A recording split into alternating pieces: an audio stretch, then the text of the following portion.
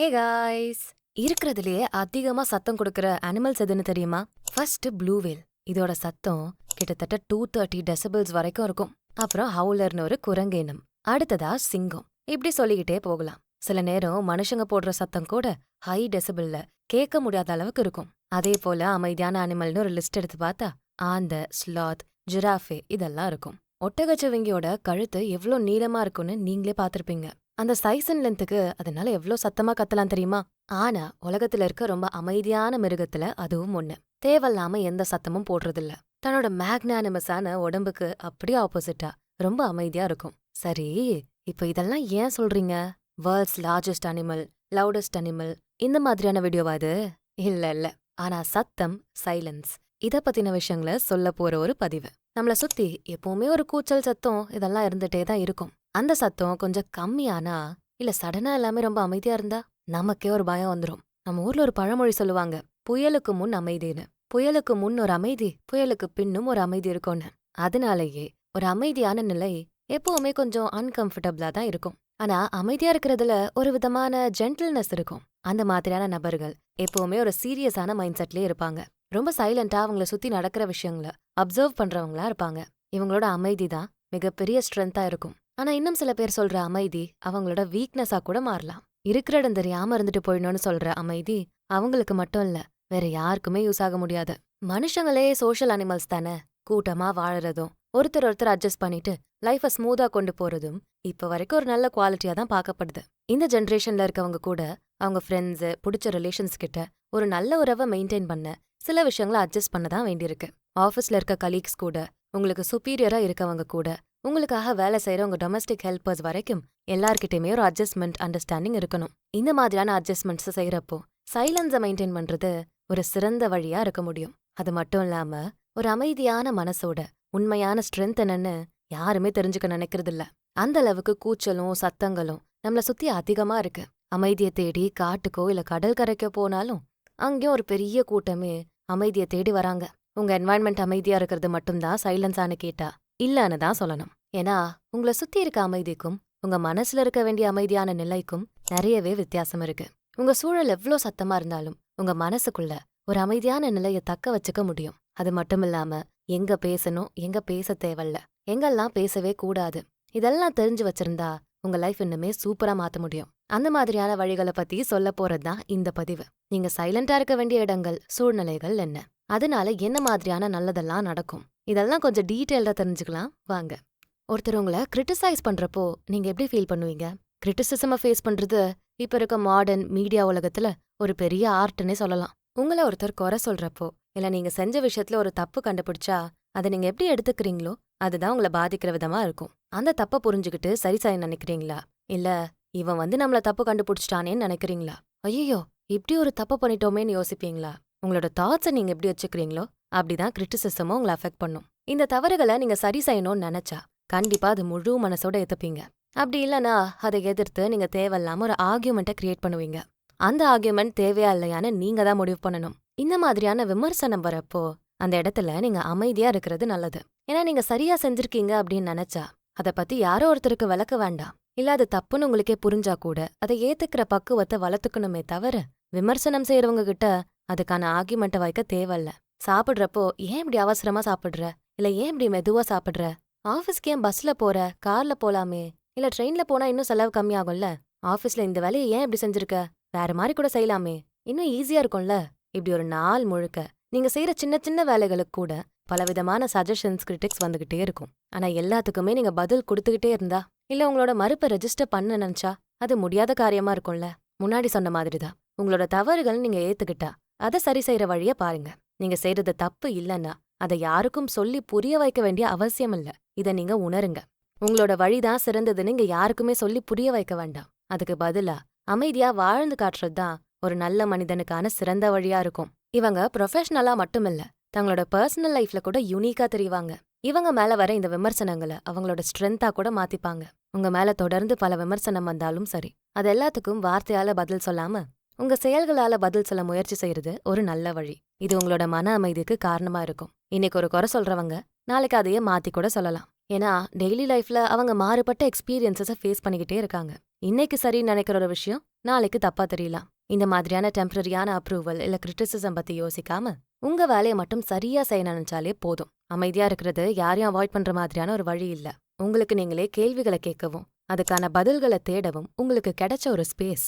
அமைதியா இருந்தா மத்தவங்க பேசுற எல்லாத்தையும் சரியா தப்பான்னு யோசிக்க முடியும். அந்த ஆழ்ந்த யோசனைகள் மட்டுமே உங்களோட நீண்ட கால வளர்ச்சிக்கு துணையா இருக்குமே தவிர யாரோ ஒருத்தரோட கண்மூடித்தனமான விமர்சனங்கள் இல்ல. நெக்ஸ்ட் பார்க்க போறது கோவம். இது 2 விதமா இருக்கலாம்.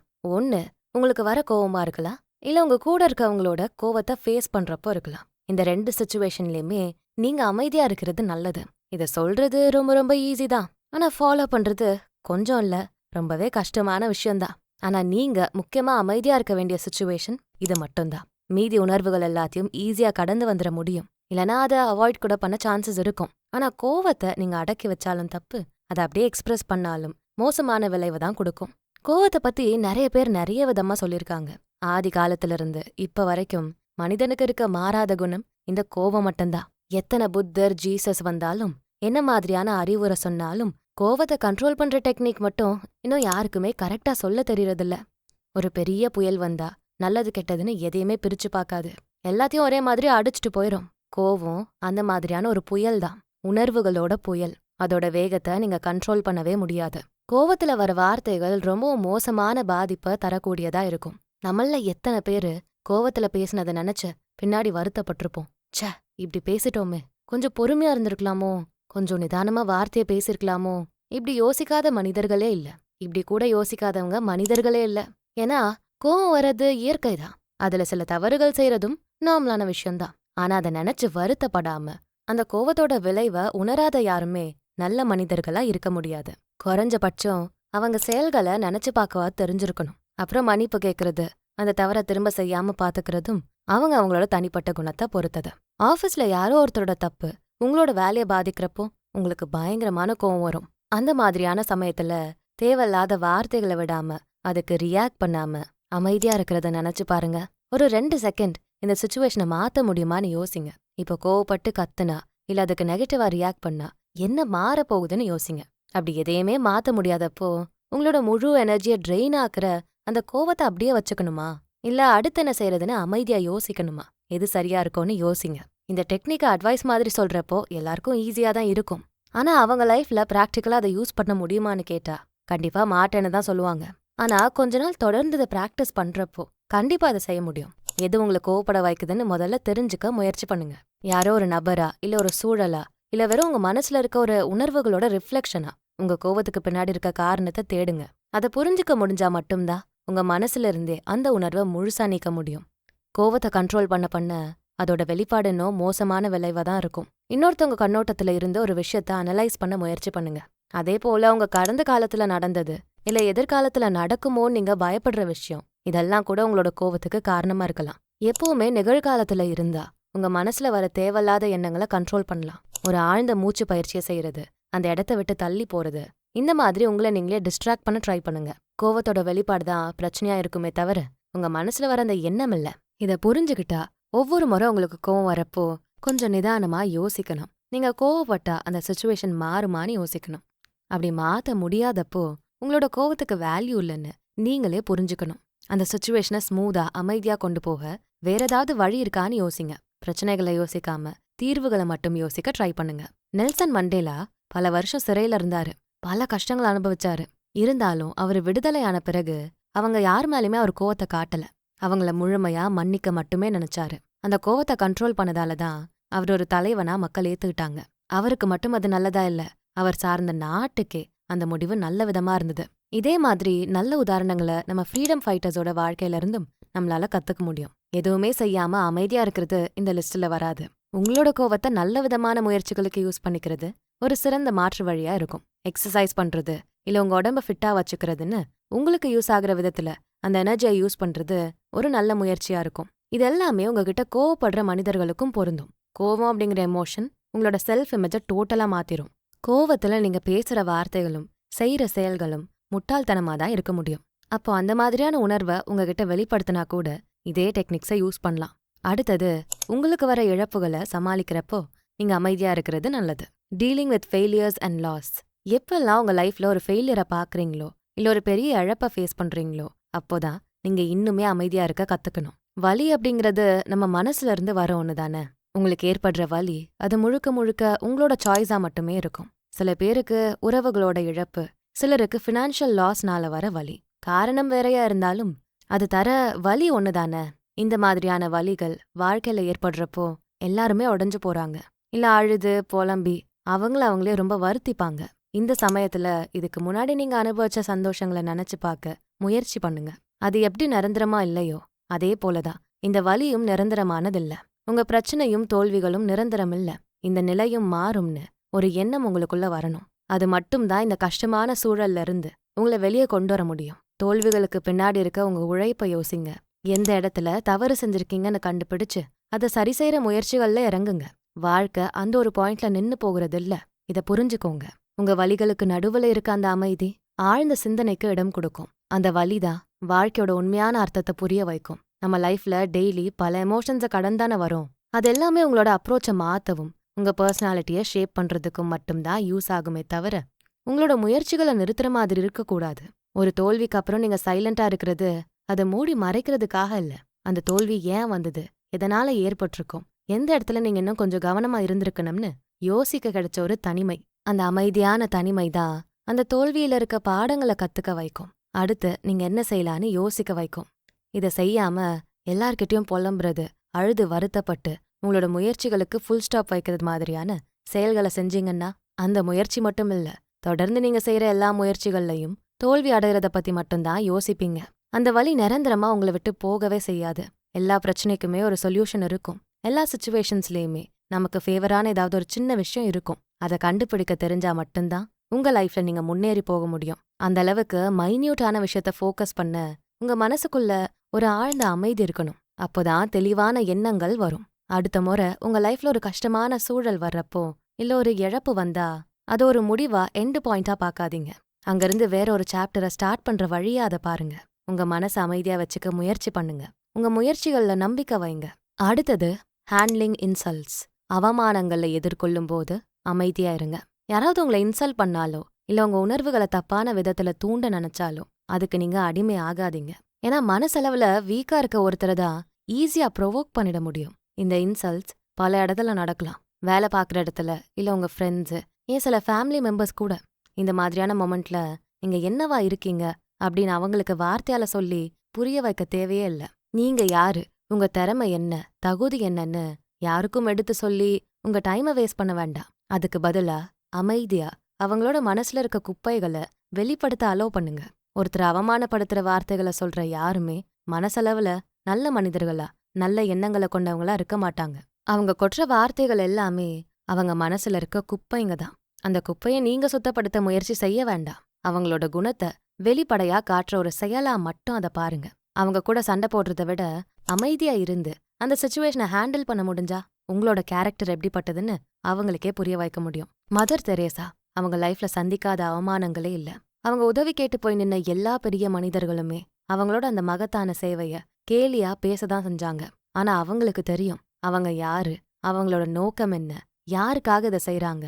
இந்த கேள்விக்கான பதில் அவங்க கிட்ட ஸ்ட்ராங்கா இருந்ததால எந்த கேலியான வார்த்தைகளும் அவங்க காதுக்குள்ள போகவே இல்ல. நம்ம யாருமே அவங்க அளவுக்கு பெரிய மனிதர்களும் இல்ல, மக்கள் சேவையிலயும் இல்ல. ஆனா நம்ம வாழ்க்கையில என்ன செய்யறோம்னு நமக்கு தெரியும். உங்க தகுதி என்ன, உங்களோட முயற்சிகள் எந்த அளவுக்கு இருக்கு, இதுக்கான பதில் எல்லாமே உங்களுக்கு கண்டிப்பா தெரிஞ்சிருக்கும். அப்போ உங்களை முழுசா தெரியாத யாரோ ஒருத்தரோட பேச்சுக்கு நீங்க முக்கியத்துவம் கொடுக்கணும்னு அவசியமே இல்ல. மத்தவங்க உங்களை இன்சல்ட் பண்ணி அன்வான்டா ப்ரொவோக் பண்ற சிச்சுவேஷன்ல அவங்களை எதிர்த்து சண்டை போடாம வார்த்தைகளை விடாம அமைதியா இருந்து பாருங்க. இது உங்க மனசுல ஒரு அமைதியை உருவாக்கும். அது மட்டும் இல்லாம உங்களை ஒரு சிறந்த தலைவனா அடையாளம் காட்டும். எப்படின்னு கேக்குறீங்களா? மிகப்பெரிய தலைவர்கள் எல்லாருமே இந்த மாதிரியான சின்ன சின்ன இன்சல்ட்ஸ், கேலியான பேச்சுக்களை தாண்டி வர தெரிஞ்சவங்க தான். உங்க நோக்கம் பெருசா இருந்தா இந்த சின்ன சலசலப்புக்கெல்லாம் நீங்க பயப்படவே மாட்டீங்க. அந்த வார்த்தைகளுக்கு நீங்க அடிமையாவும் ஆக மாட்டீங்க. அந்த கேலியான வார்த்தைக்கு நீங்க அடிபணிஞ்சு போனாதானே உங்களை அது பாதிக்கும். அதை கண்டுக்காம அமைதியா இருந்தா உங்களோட மன உறுதி அதிகமாகும். நீங்க யோசிக்கிற விதம் கூட மாறும். நீங்க ஒரு லீடரா இருக்க நினைக்கிறீங்களா இல்ல உணர்ச்சிகளுக்கு அடிமையாக போறீங்களா? நீங்களே முடிவு பண்ணுங்க. அடுத்து when you don't know the complete picture. ஒரு சிச்சுவேஷன் இல்ல ஒரு மனிதர் அவரை பத்தின முழு விஷயமும் உங்களுக்கு தெரியாத இடத்துல நீங்க அமைதியா இருக்கிறது நல்லது. பொதுவா இது எல்லா இடத்துக்குமே சூட் ஆகும். புதுசா ஒருத்தர் கூட ஒரு ரிலேஷன்ஷிப்பை ஸ்டார்ட் பண்றப்போ இல்ல ஒரு புது இடத்துக்கு சூழ்நிலையில நீங்க இருக்க வேண்டிய சூழல் வந்தா, புதுசா ஒரு இடத்துல வேலைக்கு சேர்ந்தா கூட அந்த இடத்த பத்தியோ மனிதர்கள் பத்தியோ சரியா தெரியாத வரைக்கும் நீங்க கொஞ்சம் அமைதியா இருக்கிறது நல்லது. இந்த அமைதி உங்களை ஆழ்ந்து யோசிக்க வைக்கும். எப்பவுமே ஒரு தீர்க்கமான முடிவை எடுக்க கொஞ்ச நேர காலம் தேவைப்படும். அதுக்கு கொஞ்சம் பொறுமையா நிதானமா இருக்கணும். ஒரு கூட்டத்துல நீங்க இருக்கப்போ கூட இதையே தான் ஃபாலோ பண்ணணும். எல்லாரும் பேசுறத அமைதியா கேட்டு அப்புறமா உங்களோட ஒப்பீனியனை வைக்கலாம். அந்த கூட்டத்துல நாமளும் ஏதாச்சும் ஒரு கருத்தை ரெஜிஸ்டர் பண்ணியே ஆகணும்னு தேவையில்லாத கருத்துக்களை சொல்லவே கூடாது. எல்லா நேரத்திலயுமே எல்லா சந்தர்ப்பத்திலையும் நமக்குன்னு சில ஒப்பீனியன்ஸ் இருந்துகிட்டே இருக்கும். ஆனா அது எல்லாமே சொல்லியே ஆகணும்னு நினைக்கிறது சரியா இருக்காது. உங்களோட கருத்துக்களை வைக்கிறதுக்கு முன்னாடி அந்த இடம், சூழல், மனிதர்கள் இவங்கள பத்தின எல்லா டீட்டெயில்ஸும் நல்லா தெரிஞ்சுக்கணும். அப்பதான் நீங்க சொல்ற கருத்துக்கள் சரியான பலனை தர முடியும். எப்பவுமே புது சூழல புது மனிதர்கள் கிட்ட உங்க மனசுல இருக்க எல்லாத்தையும் ஷேர் பண்ண நினைக்காதீங்க. கொஞ்சம் அமைதியா உங்களை சுத்தி நடக்கிற விஷயங்கள் மேல கவனம் செலுத்துங்க. ஒரு விஷயம் உங்களுக்கு முழுசா தெரியலனா அதுல தப்பே இல்ல. அதை பத்தி நல்லா தெரிஞ்சுக்கிட்டு அப்புறமா உங்க முடிவை சொல்றதுல தயக்கமே தேவையில்ல. பொறுமையா அமைதியா இருக்கிறது உங்களோட தன்னம்பிக்கையை வெளிப்படுத்துற விதமா இருக்கும். உங்களுக்குள்ள இருக்க ஒரு ஆழமான ஞானத்தோட வெளிப்பாடுதான் அந்த அமைதி. முக்கியமா எமோஷனலா ஒரு விஷயத்துல முடிவெடுக்கிறப்போ அதுல சம்பந்தப்பட்ட எல்லாத்தையும் யோசிச்சு பார்க்க ஒரு பெரிய அமைதி தேவையா இருக்கு. அப்போதான் நீங்க கரெக்டான ஒரு முடிவை எடுக்க முடியும். சில நேரம் உண்மையான நிலைமை தெரியாத வரைக்கும் ஒரு அமைதியான நிலையில இருக்கிறது ரொம்பவே புத்திசாலித்தனமான முடிவா இருக்கும். அடுத்தது பெருமை. ஒரு பிசினஸ் மீட்டிங்ல இல்ல ஆஃபீஸ் பார்ட்டி, ஒரு மேரேஜ் ஃபங்க்ஷனா கூட இருக்கட்டும், அந்த மாதிரியான ஒரு இடத்துல உங்களை மீட் பண்ற பலரும் செய்யற ஒரே விஷயம் என்ன தெரியுமா? அவங்கள பத்தின பெருமைகளை சொல்றதுதான். என்னோட புது காரு வாங்க ரொம்ப பணம் செலவழிச்சேன் தெரியுமா? என் பையன் யூகேல இருக்கான், என்னையும் வா வான்னு சொல்லிக்கிட்டே இருக்கான். எனக்கு தான் போக இஷ்டம் இல்ல. எனக்கு இந்த ஹைக்கு கிடைச்சதே ரொம்ப லேட் சார். எப்பவோ ப்ரொமோட் ஆகிருக்க வேண்டியவன். இப்படி பல பெருமை கதைகளை கேட்கிறப்போ நீங்க எப்படி ரியாக்ட் பண்ணுவீங்க? உடனே உங்களை பத்தின பெருமைகளை நீங்களும் சொல்ல ஸ்டார்ட் பண்ணுவீங்க இல்லையா? ஏன்னா அப்போதான் அவங்க நம்மள மதிப்பாங்கன்னு நாமளே ஒரு கற்பனையான எண்ணத்தை உருவாக்குவோம். அதுக்காக நீங்களும் தேவையே இல்லாம அந்த யாரோ ஒருத்தர்கிட்ட உங்க பெருமைகள்லாம் ஷேர் பண்ணுவீங்க. இந்த மாதிரியான இடத்துலதான் நீங்க அமைதியா இருக்கணும். உங்களை பத்தின பெருமைகளை வார்த்தைகளா சொல்றதை விட அந்த வாழ்க்கைய வாழ்ந்து காட்டணும். எப்பவும் உங்களை பத்தின நல்ல விஷயங்களையும் பெருமைகளையும் மத்தவங்கள சொல்ல வைக்கணும். இதனால உங்களோட மரியாதை மட்டும் அதிகமாகிறது இல்ல, உங்களோட சொந்த சாதனைகளை உறுதியா நம்புற ஒருத்தரா, இன்னொருத்தரோட அப்ரூவலுக்கு ஏங்காத ஒரு நம்பிக்கையான மனிதரா உங்களை அது உயர்த்தி காட்டும். உங்களை பத்தியும் உங்க பெருமைகளை பத்தியும் வெறும் வார்த்தைகளால சொல்லிதான் வெளிப்படுத்தணும்னு இல்ல. அதே போல நீங்க பேசாம அமைதியா இருந்தா உங்களோட சாதனைகளை குறைச்சு மதிப்பீடு செய்றீங்கன்னு அர்த்தம் இல்ல. எல்லாம் தெரிஞ்ச பின்னாடியும் அமைதியை மட்டுமே தேர்ந்தெடுக்கிறவங்க சிறந்த அறிவாளியாகவும் நம்பிக்கையான மனிதராகவும் தான் அறியப்படுவாங்க. இந்த மாதிரி யாராவது ஒருத்தர் தன்னோட பெருமைகள் உங்ககிட்ட பேசுறப்போ ரொம்ப அமைதியா அவங்க சொல்றத ஏத்துக்கிற விதமா லைட்டா தலைய மட்டும் அசைச்சு ஒரு சின்ன புன்னகையோட இருந்தாலே போதும். உங்களோட கான்ஃபிடன்ஸ் அதுல வெளிப்படும். உங்களை பத்தி நீங்க என்ன மாதிரியான எண்ணத்தை வச்சிருக்கீங்கன்னு அவங்களுக்கும் புரியும். வாழ்க்கை ஒன்னும் ரன்னிங் ரேஸ் இல்ல. யாரு ஃபர்ஸ்ட் வராங்க, யாரு கடைசியா வராங்க, யாரு ஜெயிக்கிறாங்க இப்படியெல்லாம் யாரும் பாத்துட்டு இருக்கிறது இல்ல. உங்க லைஃப்ல சக்சஸ் எது, சந்தோஷம் எதுன்னு முடிவு செய்ய வேண்டியது நீங்க மட்டும்தான். மத்தவங்க கிட்ட சொல்லி காட்டி பெருமைப்பட நீங்க தனியா எதையும் செஞ்சு காட்ட தேவையில்ல. நீங்க வாழற வாழ்க்கை உங்களோட தனிப்பட்ட சாதனை தான். அமைதியா அடக்கமா இருக்கிறது மட்டுமே உங்களோட பெருமைக்கான அடையாளமா இருக்கும். அடுத்தது நெகட்டிவ் கான்வர்சேஷன்ஸ். நம்ம எல்லாருக்குமே யாரோ ஒருத்தரை பத்தின விஷயங்களை தெரிஞ்சுக்க ஒரு ஆர்வம் இருக்கும். சில சமயம் ஒரு குரூப்பா யாராவது அந்த மாதிரியான காசிப்ஸை பேசுறப்போ நமக்கே தெரியாம நம்ம கவனம் அங்க போகும். இதை யாருமே மறுக்க முடியாது. முதல்ல அவங்க பேசுறத கவனிக்கிற நீங்க கொஞ்சம் கொஞ்சமா அந்த பேச்சுக்குள்ள போயிடுவீங்க. உங்களுக்கே தெரியாம அந்த நெகட்டிவான கான்வர்சேஷனுக்குள்ள நீங்களும் ஒருத்தரா இருப்பீங்க. ஆனா அந்த கான்வர்சேஷன் முடிஞ்சப்புறம் உங்களுக்கு அதை பத்தின ஒரு நல்ல ஃபீலே இருக்காது. ஏண்டா பேசணும்னு தோணும். இதே போலதான் நம்மள பத்தியும் பேசியிருப்பாங்க அப்படின்னு கூட ஒரு எண்ணம் வரும். ஒரு கான்வர்சேஷன் ஹெல்தியா இருக்கணும்னா முதல்ல நீங்க அமைதியா அதோட போக்க கவனிக்கணும். அதுல இருந்து நீங்க கத்துக்க வேண்டிய விஷயங்கள் ஏதாச்சும் இருக்கான்னு பாக்கணும். அப்படி இல்லாதப்போ அமைதியா அந்த இடத்துல இருந்து நீங்க வெளியேறி போறதுதான் சிறந்த வழியா இருக்க முடியும். சுவாரஸ்யமா இருக்குன்னு நினைச்சு இல்ல என்னதான் பேசுறாங்கன்னு பாக்கலான்னு தப்பான இன்ட்ரெஸ்ட்ல இந்த மாதிரியான கான்வர்சேஷனுக்குள்ள போகாம இருக்க தெரிஞ்சுக்கணும். இந்த இடங்கள்ல அமைதியா ஒதுங்கி போறது மட்டுமே உங்களோட மன அமைதிக்கு சிறந்த வழியா இருக்க முடியும். இந்த மாதிரியான கூட்டத்துல நீங்களும் ஒருத்தரா இருந்திருக்கீங்க அப்படின்னு தெரிஞ்சாலே உங்களுக்கு இருக்க ஒரு நல்ல பேரும் கெட்டு போயிடும். உங்களோட மரியாதையும் குறைய வாய்ப்பு இருக்கு. என்னதான் நீங்க அந்த கூட்டத்துல பெருசா எதுவும் பேசலனா கூட உங்களையும் அந்த கூட்டத்துல ஒருத்தராதான் அடையாளம் சொல்லுவாங்க. இதனால உங்களோட உறவுகளுக்குள்ள ஒரு விரிசல் வர வாய்ப்பு இருக்கு. அதே மாதிரி நீங்க அந்த இடத்த விட்டு போனா கூட உங்கள பத்தின காசிப்ஸ பேச மாட்டாங்கன்னு என்ன நிச்சயம்? தப்பானதை செய்யாம இருக்கிறத விட ஒரு தப்பான இடத்துல இல்லாம ஒதுங்கி போறதும் நல்லதுதான். அடுத்தது எம்பதி, இரக்கம். இந்த இரக்கம் காட்டுறத பல விதங்கள்ல சொல்லலாம். ஆனா முக்கியமான ஒரு கருணையான செயல் என்ன தெரியுமா? ஒருத்தர் உங்ககிட்ட மனசை விட்டு பேசுறப்போ, அவங்களோட எல்லா சுகதுக்கங்களும் உங்ககிட்ட கொட்டி தீக்கிறப்போ எதுவும் பேசாம அமைதியா இருக்க கத்துக்கணும். இல்லையே, என் ஃப்ரெண்டு ஒரு ஆறுதலை தேடிதானே என்கிட்ட வந்து சொல்றாங்க, அப்ப நான் பேசுற வார்த்தை தானே அவங்களுக்கு ஒரு சப்போர்ட்டா இருக்கும். ஆமா, பொதுவா எல்லாரும் அப்படிதான் நினைக்கிறோம். அதனாலதான் கஷ்டம்னு யாராவது வந்து சொன்னா உடனே ஒரு லாரி ஃபுல்லா அட்வைஸ கொடுக்க ஆரம்பிக்கிறோம். ஆனா உண்மையா உங்க ஆறுதல் அவங்களோட குறைகளை தீக்காது. அவங்களுக்கு தேவை மனசுல இருக்கிறத கொட்ட ஒரு ஆளு, ஒரு மனிதனோட நேரம். அவங்களுக்காக நீங்க தர வேண்டியது உங்க நேரத்தையும் கவனத்தையும் மட்டுமே தவிர அட்வைஸ் இல்ல. யாருமே யாரோட ப்ராப்ளம்ஸையும் புரிஞ்சுக்க முடியாது, அதுக்கான சரியான சொல்யூஷனையும் தர முடியாது. இத முதல்ல நீங்க புரிஞ்சுக்கணும். உங்களோட அன்பையும் அக்கறையும் உங்களோட அமைதியான நிலை மூலமாவே நீங்க உணர்த்த முடியும். ஒரு சைலன்ஸுக்கு இருக்க சக்தி ரொம்பவே அதிகம். வார்த்தைகளை விட உங்க மௌனம் ஒரு சிறந்த மருந்தா இருக்கும்.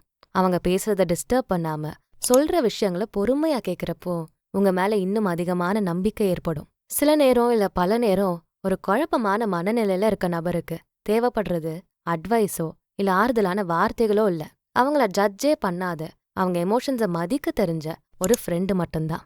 நீங்க அந்த ஃப்ரெண்டா இருக்கிறது மட்டும்தான் அவங்களுக்கு நீங்க செய்யற உதவியா இருக்கும். சைக்காலஜில ஆக்டிவ் லிசனிங் அப்படின்னு ஒரு டேர்ம் இருக்கு. இதுக்கான அர்த்தம் அமைதியா எதுவும் பேசாம முழு கவனத்தோட எந்த குறுக்கீடும் செய்யாம ஒருத்தர் பேசுறத கேட்கறது. இதனால உங்க மேல மதிப்பும் மரியாதையும் அதிகமாகும். நீங்க ஒரு நம்ப தகுந்த நபரா அடையாளம் காணப்படுவீங்க. அறிவாளியா இருக்கிறத விட சில சமயம் அமைதியா இருக்க ஒருத்தரை தேடிதான் மக்கள் ஈர்க்கப்படுவாங்க. அமைதி மட்டுமே சிறந்த பதில். லைஃப்ல சில நேரம் அமைதியா இருக்கிறது மட்டுமே சிறந்த ஆக்ஷனா இருக்கும். அது உங்களுக்கு வந்த ஒரு கஷ்டமா இருக்கலாம், இல்ல உங்களுக்கு பிடிச்ச ஒருத்தருக்கு ஏற்பட்ட இழப்பா கூட இருக்கலாம். எல்லா நேரமும் வார்த்தைகள் மட்டுமே ஆறுதலை தர முடியாது. ஒரு அன்பான டச் கூட அவங்களுக்கு பெரிய ஆறுதலா இருக்கலாம். ஒரு நல்ல அண்டர்ஸ்டாண்டிங்கான ரிலேஷனுக்குள்ள வார்த்தைகளோட தேவை இருக்காது. உங்களை நல்லா புரிஞ்சவங்க, உங்களை முழுசா நம்புற ஒருத்தர் உங்களோட பிரசன்ஸை மட்டும்தான் விரும்புவாங்க, உங்க வார்த்தைகள் அல்ல. அந்த நேரத்துல நீங்க அமைதியா இருக்கிறது உங்களோட ஆழமான பாசத்தையும் அக்கறையும் மட்டுமே காட்டும். ஏதோ பேசணும்னு சொல்ற ஆறுதல் வார்த்தையும் கிளீஷேவா செய்யற சில ரியாக்ஷன்ஸை கொடுக்கறதையும் விட ஒரு மௌனம் ரொம்ப அர்த்தமுள்ளதா இருக்கும். நெகட்டிவிட்டிக்கும் டிராமாக்கும் இடம் தராத அந்த மௌனத்தை மட்டுமே ஒரு குழப்பமான மனசு தேடும். இந்த மௌனம் அமைதி ஒரு நல்ல பவுண்டரிய செட் பண்ணும். அவங்களோட கான்ஃபிடென்ஸை ஸ்ட்ரென்த்தை காட்டுற விதமான இந்த அமைதி ஒரு நல்ல பர்சனாலிட்டியை அடையாளப்படுத்தும். எல்லா கமெண்ட்டுக்கும் பதில் சொல்ல தேவையில்ல, எல்லா இன்சல்ட்ஸையும் எதிர்த்து பேச தேவையில்ல, உங்களை நல்லவங்கன்னு காட்ட வார்த்தைகள் தேவையில்ல. அமைதி மட்டும்தான் இந்த எல்லாத்துக்கும் பதிலா இருக்க முடியும். ஒரு ஸ்ட்ராங்கான மனிதர் எல்லா குழப்பத்திலையும் அமைதியா இருக்க தெரிஞ்சவரா இருப்பாரு. உங்க அன்பான உறவுகளுக்கு கூட இந்த மாதிரி ஒரு அமைதியான நேரம் தேவைப்படலாம். உங்களோட அருகாமையே அவங்களுக்கு ஒரு தைரியத்தை தரலாம். அமைதி உங்களை ப்ரொடெக்ட் பண்ற கேடயம் இல்ல, உங்களோட ஸ்ட்ரென்த்தையும் கான்ஃபிடென்ஸையும் காட்டும் ஒரு ஆயுதம். இந்த ஆயுதம் யாருக்கும் எந்த காயத்தையும் ஏற்படுத்தாது, அவங்கள பாதுகாக்க மட்டுமே இது பயன்படும். அமைதினா சத்தமில்லாம இருக்கிறது இல்ல, அது ஒரு வகையான டூல், உங்களோட ஸ்ட்ரென்த்தை நிரூபிக்கிற ஒரு வழி. இப்ப இருக்க சத்தமான உலகத்துல ஒரு ஆழ்ந்த மௌனத்தோட மதிப்பு ரொம்ப குறைஞ்சு போச்சுன்னு தான் சொல்லணும். ஆனா சரியான நேரத்துல நீங்க காட்டுற அமைதி ஆழமான தாக்கத்தை ஏற்படுத்தும்.